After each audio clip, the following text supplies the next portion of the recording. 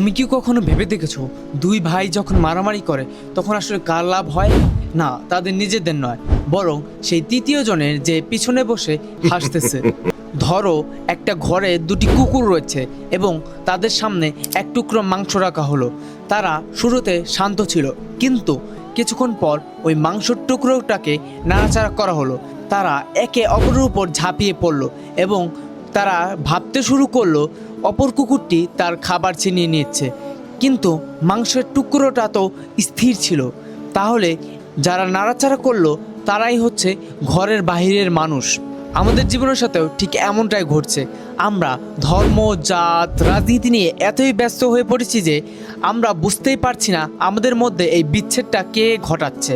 আসলে আমরা যখন লড়াই করি তখন ওই অদৃশ্য হাতগুলো আমাদের ক্ষমতাগুলোকে কেড়ে নেয় এবং তারা চায় না আমরা ঐক্যবদ্ধ হই, কারণ ঐক্যবদ্ধ মানুষকে থামানো অসম্ভব। তাই আজই সিদ্ধান্ত নাও, তোমার আসল শত্রু কে? তোমার পাশের মানুষ নাকি ওই অদৃশ্য শক্তিটা?